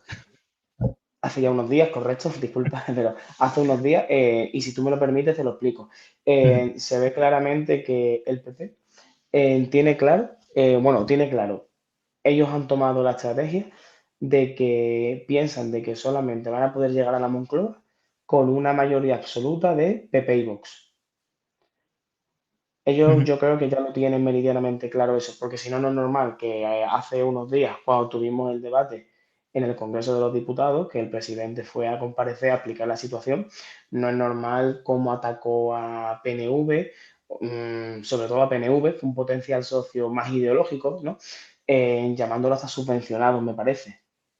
El moderado de Galicia hizo eso. Es un poco raro, ¿no? Es cierto que de Junts no dice nada, y esperemos que no pase porque significará que Feijóo no ha llegado a la Moncloa, pero si algún día Feijóo llega a la Moncloa, y esperemos que no, ya veremos cómo esa ley de amnistía tan sumamente mala y tan sumamente inconstitucional se mantiene. Estoy convencido de ello. Entonces, la lectura que hacemos desde Juventud y yo mismo es que el PP ha apostado por una ala, tú has llamado a la dura, a mí me gusta llamarla ala aznariana, una ala donde prima lo que la frase esa que dijo Aznar, ¿no? De que el que pueda hacer que haga, el que pueda hacer que haga, ¿no? Y el otro día además lo dejó claro cuando dijo de que si Pedro Sánchez se junta con no sé quién, con el otro, dijo 3 o 4 de esto, dijo, tu ambiente natural es la cárcel. ¿Ahí qué hizo? Ahí lo que hizo fue decir, y hay que decirlo con todas las letras, ahí lo que pidió fue la cárcel para Pedro Sánchez. Le pidió a los jueces que emitieran en la cárcel a Pedro Sánchez. Por lo tanto, Aznar dice eso, pones de portavoz, perdón, de secretario general y, como tú bien has dicho, con una coordinación de organización, tal, a Miguel Tellado, que, en fin, ya sabemos la ideología del señor Tellado, su forma de hacer política, y además pones a una portavoz, Esther Muñoz se llama, si no me equivoco, que es bastante dura en el debate y un tono bastante bronco y, por lo tanto, el PP ha endurecido su discurso a unos niveles nunca antes vistos, bajo mi punto de vista. El otro día en el debate el señor Feijóo también haciendo alusión al suegro fallecido del presidente del gobierno. O sea, ¿Qué prostíbulos ha vivido usted? Le dijo. Sí, y dice eso, pero sin embargo tiene a una presidenta en una comunidad de Madrid viviendo de la forma en la que vive, ¿no? Pero creo que la estrategia es bastante clara, que es acoso y derribo, y acoso y derribo lleva viendo todo este tiempo, pero yo creo que ellos están en un punto de ahora o nunca, ¿no? Es el momento, ahora o nunca, y creo que pueden pasarse de frenada si siguen por esa estrategia, pero creo que también es una estrategia que, aunque Feijóo quiera, no tiene, no tiene marcha atrás. Y bueno, también te digo, es un congreso bastante, eso hablando las conclusiones finales del congreso, pero hombre, ideológicamente también creo que es bastante pobre, puesto en cuanto vimos el otro día en, en el congreso, les pillamos con el carrito de helado, Pedro Sánchez le pilló con el carrito de helado, no sabían incluso que habían puesto un texto en la ponencia marco para bueno, hacer que la pareja de la presidenta de la Comunidad de Madrid pues no tenga problemas con Hacienda, ¿no? O sea que la estrategia, a modo de conclusión, que me ha quedado esto un poco largo, pero creo que, mira, como sé que es la última pregunta, pues he tenido que tocar distintos palos. Creo que estrategia aznariana, el que pueda hacer que haga, pase lo que pase, se lleven a quien se lleve por delante y vale todo. Sobre todo la estrategia que vale todo. Bueno, nosotros seguiremos avanzando como partido y haciendo avanzar al país. Mencionaban los que creo que Sánchez llama la excepción Quirón o una cosa así. Yo he escuchado... Cláusula Quirón, ¿no? Creo que dijo el presidente, ¿no? Cláusula Quirón. He escuchado estos días, ¿no? Que ya se aplica y que favorece a gente, ¿no? Que ya la aplica el actual gobierno. Yo he escuchado eso en más de uno y se lo transmito a nuestra audiencia. Alberto Jiménez, secretario general de la Juventudes Socialistas en Málaga. Gracias por venir a la Diana. Gracias a ti, Samuel. Nos vemos la próxima. La próxima ya va a ser, que lo quería mencionar también, a partir de septiembre, porque ya nos vamos de vacaciones, nos queda un programa la semana que viene que está grabado, así que ya hasta septiembre, Alberto. Gracias por venir. Pues septiembre nos veremos. Gracias a ti, Samuel. Seguimos con la tertulia. Y entramos ya en la tertulia en este tema. Nos quedamos, os recuerdo, con Carlos Rocha del Confidencial y Pepe Rodríguez del Debate. Hablamos ya del Partido Socialista. Quiero que me contéis qué lecturas sacáis de este pseudo congreso que ha hecho el PSOE y que, digamos, si queréis, que se ha limpiado de la mancha de Ábalos y de Cerdá, que aquí lo llamamos el no santo, para que, por si acaso lo digo y os quedéis raro. Pepe, voy a empezar contigo. ¿Qué lectura sacas? Pues yo creo que el Comité Federal del PSOE se resume en el caso de Paco Salazar, quien tuvo que renunciar a su cargo en la Secretaría de Organización del partido antes incluso de asumirlo. Últimamente, si el PSOE no es noticia por corrupción, lo es por asuntos de falda, digamos, por así decirlo suavemente. Y bueno, en un contexto normal podríamos resumir la reunión esta en un cierre de filas con Pedro Sánchez, prácticamente total, salvo por parte de Paje, que ahora supongo yo que lo comentaremos, pero claro, esto queda en un segundo plano con todo lo de Paco Salazar. Al respecto, bueno, yo creo que cabe destacar el papelón de Pilar Alegría. A primera hora de la mañana era Paco Salazar, un compañero íntegro, dijo, y horas más tarde pues era simplemente Francisco Salazar y... Ese señor del que usted me habla. Eso es. A perro flaco todos son pulgas, podemos también resumirlo así. Carlos, ¿tú cómo lo ves? ¿Qué situación crees que tiene ahora el PSOE después de este segundo congreso? Bueno, pues está en la misma situación que estaba, bueno, está peor de hecho, porque el asunto de Salazar les complica todavía más la situación. El Partido Socialista está en un estado de shock y hasta que no acabe o hasta que no avance la investigación sobre los casos de Ábalos y Cerdán, no podrán hacer frente a esto, ¿no? Este miércoles Pedro Sánchez tiene también presencia en el Congreso para dar cuenta de los cambios en el gobierno que va a hacer o que quiere hacer para atender esa crisis. Pero bueno, los cambios que hizo en el Comité Federal, aún todavía antes del estallido de noticias sobre Salazar que publicaron los compañeros del diario.es, no satisfajeron a nadie. La gente del PSOE pues dijo, pues son cambios estéticos, el partido no va a cambiar de un día para otro. Lo que pasa es que el Partido Socialista tiene ahora mismo un enganche, que es que hay una gran parte del partido, como demostró el otro día la votación, en la que solo hubo un voto negativo, el gaditano Chiqui Jiménez Barrio, vicepresidente de la Junta con Susana Díaz. Hay una corriente principal en el Partido Socialista, incluso entre los críticos, que defienden que hay que defender al presidente del gobierno porque el presidente del gobierno es lo mejor que tiene ahora mismo, es su principal valor electoral, es lo único que mantiene en pie ahora mismo al partido. Nadie sabe ver una salida. Si el propio presidente hubiera dado gestos o pasos sobre una posible paso al lado para una sucesión similar a la de Rubalcaba, pero es que él ha hecho que resistir. Entonces, como él quiere resistir, nadie tiene la fuerza suficiente para plantear lo contrario. Mientras esto siga así, no va a pasar nada en el PSOE. ¿Qué le deseas tanto mal al PSOE, hombre, que quieres que haya un nuevo líder como Rubalcaba, que era muy buen líder, pero muy mal candidato? Bueno, es que no hay candidato bueno ahora mismo en el PSOE, en el PSOE ni en el Andalucía, ni en ninguno. O sea, ahora mismo no hay. El partido que ha creado Sánchez a raíz de su victoria en las primarias es un partido muy centralista, muy cesarista, en el que no hay sucesores lógicos. Entonces no hay un candidato posible. Buscar puente, quizás. Pepe, a ti no te da la palabra en este bloque, ¿verdad? Yo creo que sí. Pero yo ¿Sí? creo, ya por añadir a lo que dice Carlos, que el cierre de filas que mencioné anteriormente también obedece a una idea tan simple como caiga Sánchez, caemos todos. En ese, digamos, estructura que no caiga Sánchez, que no caigamos todos, el propio Paje ha tenido que jugar un movimiento de decir, oye, estamos con el secretario general, que creo que ha venido a decir eso en algún momento, pero no fue el único que no aplaudió al discurso del secretario general del PSOE, Pedro Sánchez.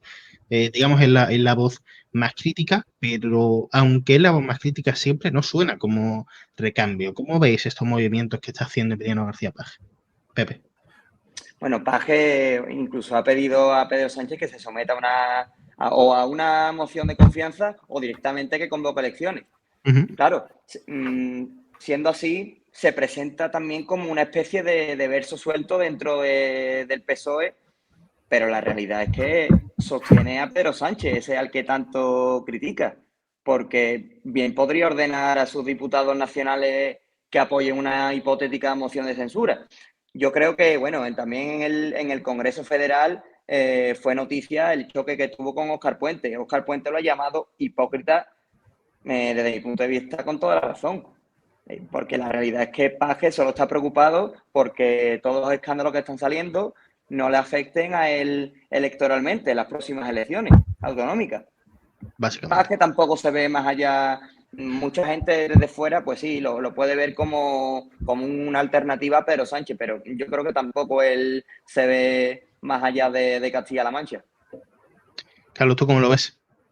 Nada, si uno conoce al Partido Socialista sabe que es imposible esa hipotética rebelión de diputados manchegos en el Congreso. El Partido Socialista no funciona así. Ni siquiera cuando dirá un señor como Emiliano García Paje hablando en la COPE todos los días y diciendo deslizando, ¿no? que las decisiones de su jefe y de su secretario general son erróneas, no se va a producir un error. Luego, otra cosa, tampoco creo yo que tenga una figura política suficiente como para erigirse en contrario. Y luego hay un punto importante. ¿Por qué Paje se permite hacer lo que hace? Pues muy sencillo, porque gobierna. ¿Cuándo fue cuando Pedro Sánchez consiguió desarrollar a Susana Díaz del poder? Cuando perdió el gobierno.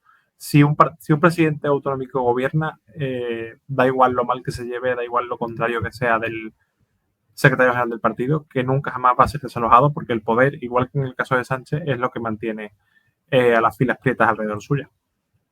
La has mencionado precisamente tú, Susana Díaz, la portada del pasado martes, hace ya un montón de tiempo, para nosotros hoy, del diario ABC señalaba que Ferraz orquestó lo dan ellos por hecho, yo digo, un pucherazo contra Susana Díaz 9 meses antes de las primarias, se entiende, de PSOE andaluz. Estaba yo escuchando hoy a la propia Susana Díaz, hoy no, pasado martes, en Todo es Mentira, ¿no? Que estaba contando esto de que ellos ya se lo olían, que fueron a la justicia después. digamos, fueron para atrás. Yo me imagino que esto vosotros lo sabéis muchísimo más, así que os lo voy a preguntar. Quiero que me comentéis si creéis que esto tiene algún tipo de víscero de ser real o si creéis directamente que es verdad. Y ya que estoy, os enlazo a la otra pregunta, que también tiene que ver con Andalucía, que ya os la adelantaba antes, si es que creéis que Pedro Sánchez se juega su supervivencia política en esa apuesta por María Jesús Montero. Carlos. Pues a ver, el asunto de las primarias no deja de ser, lo hablaba con un dirigente socialista, una venganza de un fuego amigo, de alguien que quiere cobrarse una pequeña, una venganza con la dirección socialista de Ábalos, Cerdán, que se implicaron en aquellas primarias en 2021. Y ahora aprovecha su debilidad para darle el último bocado, ¿no? Bueno, no creo que tenga relevancia política al final. Unas primarias en las que votaron, pues creo que fueron 11.000 personas o quizá un poco más. Los votos que se habla que se han amañado no son relevantes. El propio Luis Ángel Hierro, que fue el tercer contendiente de aquellas primarias, que sacó un 5%, ha defendido la victoria de Juan Espadas. Aquello no fue... Juan Espadas no ganó porque hubiera un fraude. Juan Espadas ganó porque en el PSOE de Andalucía había una coalición de intereses contra Susana Díaz que fue alimentada por Ferraz con todo su poder, que es mucho.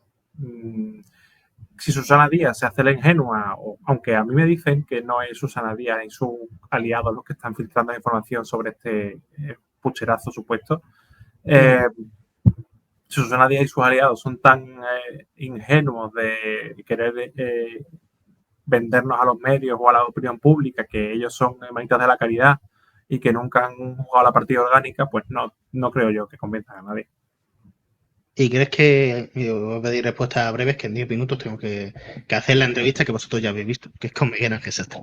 ¿Crees que Pedro Sánchez se juega su liderazgo político en esa apuesta por María Jesús Montero? No, yo creo que Pedro Sánchez se juega su liderazgo político en las elecciones generales, sean cuando sean. María Jesús Montero lo que ha hecho ha sido comerse un marrón de proporciones bíblicas. Ya era un marrón grande cuando llegó en febrero al Congreso, enero a las primarias. Ahora se le ha puesto todavía más cuesta arriba. El PSOE, cuando elija a María Jesús Montero, apuesta por una persona conocida, para bien y para mal, y que saben que tiene capacidad de trabajo, una fama de saber hacer equipos, que es justo la contraria que tiene Pedro Sánchez después de estas experiencias, y una capacidad para generar consenso dentro del Partido Socialista. Todas esas condiciones las sigue cumpliendo. El problema es que el escenario político es enorme, el escenario político es enormemente complicado para ella y que enfrente tiene a una figura como la de Juanma Moreno que es, a día de hoy, parece invencible. Pepe, te recuerdo las dos preguntas. Una era sobre el presunto pucherazo de las elecciones primarias del PSOE, que llevaba el pasado martes en portada el diario ABC, y la otra, esta que le acabo de hacer a Carlos, si crees que en Andalucía se juega algo Pedro Sánchez. Bueno, en relación con lo de Susana Díaz, yo no creo que esto dentro de todo el contexto en el que nos encontramos, se puede ver como una simple anécdota que dentro de un mes nadie hablará de ella. Porque creo además que en caso de que el amaño existiera, que todo apunta a que sí, fueron o afectaron o afectó a apenas 800 votos en unas elecciones donde votaron más de 10.000 personas, si no me equivoco, y Juan Espada ganó por unos 5.000 votos de diferencia, con lo cual no creo que sea reseñable, ¿no? O sí reseñable, pero no importante. Y luego me llama la atención de Susana Díaz que en distintas tertulias, en la cadena 4, en Espejo Público también, esta creo que ha sido la última vez que ha comparecido públicamente en los medios de comunicación para hablar del tema, dice que ella no ha querido hablar para no hacer daño al PSOE, pero no para de pronunciarse al respecto, también como anécdota. Luego, por otro lado, en relación con Pedro Sánchez, yo no creo que se la juegue para nada. No creo que en todo caso será un todo o nada, coincidiendo con Carlos, para María Jesús Montero, que dejará el gobierno para dedicarse plenamente a su campaña en Andalucía. será un todo o nada para Sánchez en el caso de que trate de minimizar daños con una candidata potente como es María Jesús Montero, si hace coincidir las elecciones andaluzas previstas para el año que viene con unas hipotéticas generales que están previstas para el año 2027. Ya digo, María Jesús Montero sí se la juega, Pedro Sánchez no.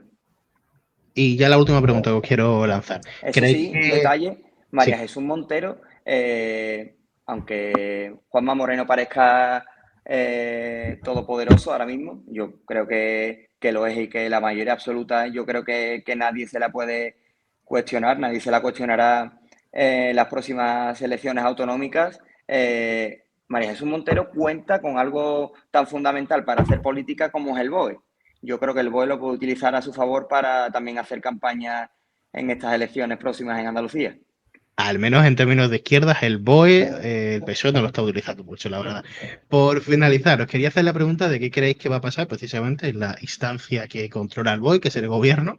Si creéis que la legislatura tiene posibilidades de agotarse como cara de repetir al presidente del gobierno, o si, digamos, como ya dicen algunos socios, la legislatura está muerta y hay repetición electoral a la vista o por lo menos bloqueo legislativo para el gobierno. Pepe, ¿cómo lo ves?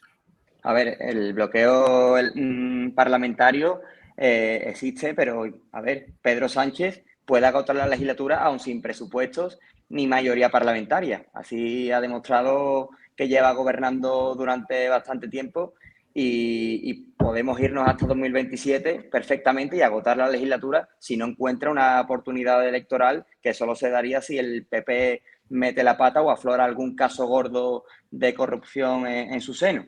Y si también no decide optar a la reelección. Si pretende optar a la reelección, vuelvo a insistir en esta posibilidad, puede hacer coincidir en las generales con las andaluzas, que es un escenario que también se barrunta. Carlos, ¿cómo lo ves?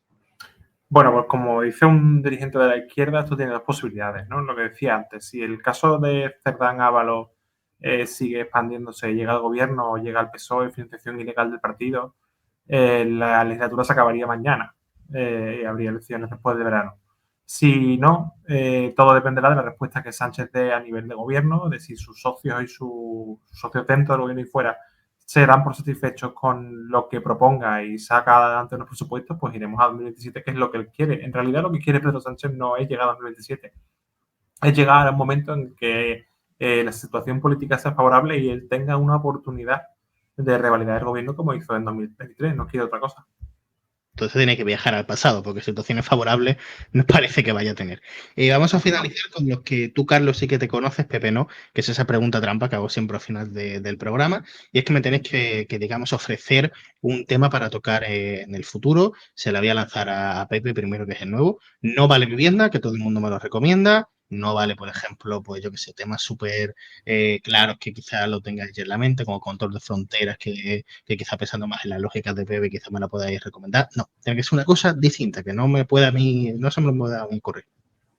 El tema de la sanidad, venga, vamos a meter ese tema ahí, porque yo creo que es uno de los talones de Aquiles de Juanma Moreno. Es tema ese comodín, es tema sencillo. También lo tengo que decir, como prohibido, pero te lo voy a comprar porque no te lo he dicho. Carlos, ¿tú qué tema me propones? Pues mira, me parece que la semana que viene se aprueba el marco financiero plurianual de la Unión Europea 28-34, del que depende la financiación, el dinero que llega a las comunidades autónomas y al país de esos fondos europeos de cohesión, la mayoría, y también de la PAC. Creo que es un tema que le interesa a todo el mundo porque al final mucho dinero y mucha política de la que funciona nuestro día a día tiene que ver con eso. Pues para poder analizarlo con tiempo, leérnoslo con tranquilidad. Ya después del verano lo tocamos, porque el programa, como os iba a decir, el programa de la semana que viene ya está hecho. Además, es público, porque dimos la invitación a que la gente de Málaga pudiese venir a la grabación. El pasado lunes, para nosotros ayer, se grabó la entrevista que vais a ver vosotros el próximo domingo, que es con la coportavoz estatal o federal de Verde Secuo, Mar González, que está allí en Madrid, la representante del partido, digamos, en el grupo de Sumar. Con ella, con esa mesa verde, que no es tertulia, pero nos vale como mesa verde, cerramos la temporada de una vez por todas y ya hasta septiembre. Pepe, Carlos, José y a los dos invitados, a Miguel Ángel y a Alberto, muchas gracias a todos por venir y nosotros pues nos vemos la semana que viene. Esperemos que tengáis buena semana y bueno, pues intentar disfrutar del verano pese a las olas de calor. Hasta luego, Muchas gracias. Adiós, muchísimas gracias. Chao, chao. Un saludo a los dos. Vale, ya estamos fuera.